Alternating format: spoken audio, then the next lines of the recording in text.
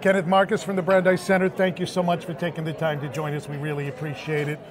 This is a moment that you've you're built for. This is a moment where anti-Semitism on campus is running rampant. It became a campaign issue. The Trump administration, the incoming administration, has already set forth its position on it. I mean, where do you see this issue heading here once we roll into a new administration? Good to be with you, Mike. We are absolutely built for the present moment. We've been preparing for years, hiring, staffing up to have the lawyers and litigators to fight the anti-Semitism that we're now seeing on and off college campuses.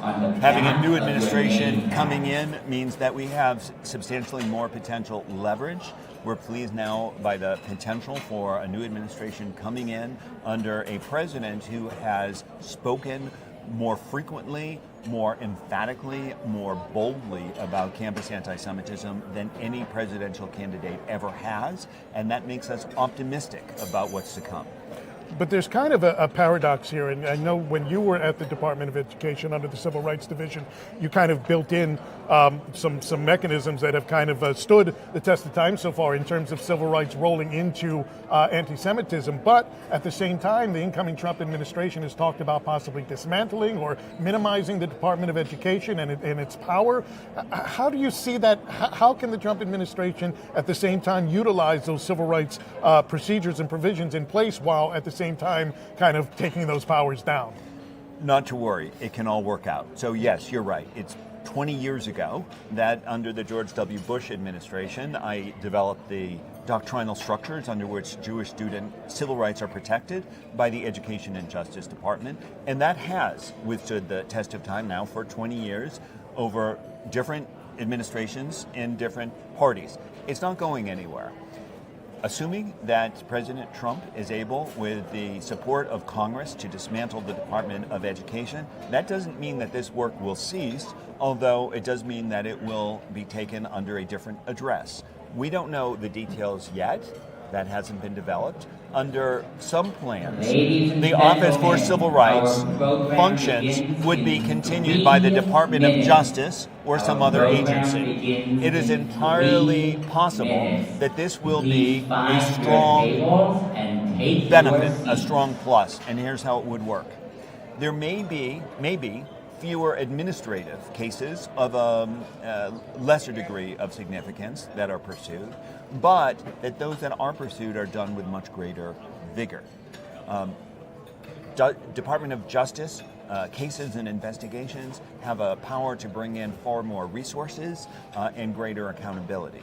So we don't yet know what a closure of the department would look like, and we don't expect it's going to happen overnight, but there's no reason to assume that it will lead to weaker as opposed to stronger enforcement in the cases that we care about. Are you satisfied right now in terms of that specter, Department of Education, Department of Justice, with the president-elect's pick so far to lead those departments? I know there was concern with Matt Gaetz and his views on anti-Semitism. He's now out of the picture. I mean, where do you kind of, and the Brandeis Center, where do you kind of find yourselves right now on those selections? So, the Brandeis Center is nonpartisan and takes no positions on legislation and nominations. Speaking personally, I will say that I have been encouraged by everything that I have been hearing and seeing about both Attorney General Designate Bondi and Secretary Designate McMahon. Both of them seem to be both conversant about the issues and committed to addressing anti-Semitism. Moreover, we know that they will be implementing the agenda of a president who has spoken out forcefully against campus anti-Semitism. So that bodes very well. You've been working on these issues for 2 decades. Obviously, no one could have foreseen, or most people couldn't have foreseen, an event like October 7th and the aftermath. What did you see 20 years ago that made you say, hey, we need to make an issue of this, we need to codify these things? Was it that rampant back then? Is there something you saw in terms of an anti-West, anti-Israel attitude on campuses that really spoke to you at that point in time? When I entered civil rights enforcement nearly a quarter century ago, my Jewish background was pertinent to me in that it made me concerned about the persecution that other groups would face. I didn't enter civil rights enforcement thinking that there would be an increase in anti-Semitism. I viewed that as a problem that was in its embers. It hadn't been extinguished completely, but it was not a major civil rights problem of the day, I thought. somewhere around 22 years ago or so, I started seeing some incidents that disturbed me because they looked like a throwback. They looked like a different sort of situation, but perhaps a new version of it. And so the question in my mind was, will these be anomalies or will they be a trend? And if they are a trend, they have the potential to be very, very bad. That's what got me concerned about the issue. You mentioned that you feel that the Department of Education, the Department of Justice, whoever has provision over anti-Semitism going forward, may have to be more selective in their endeavors, but can do it with more vigor. Is that what the Brandeis Center is doing right now? I mean, you have these kind of cases that you're dealing with just flowing nonstop. Have you had to kind of pick and choose a little bit the cases that you're handling and the actions that you're taking, but pursue those selected actions with more vigor? Sure, there's a little bit of that. To be clear, when we talk about the Trump II administration, we're speculating to some extent. We don't know exactly how it will unfold, but that is one plausible scenario under which things will be better and stronger.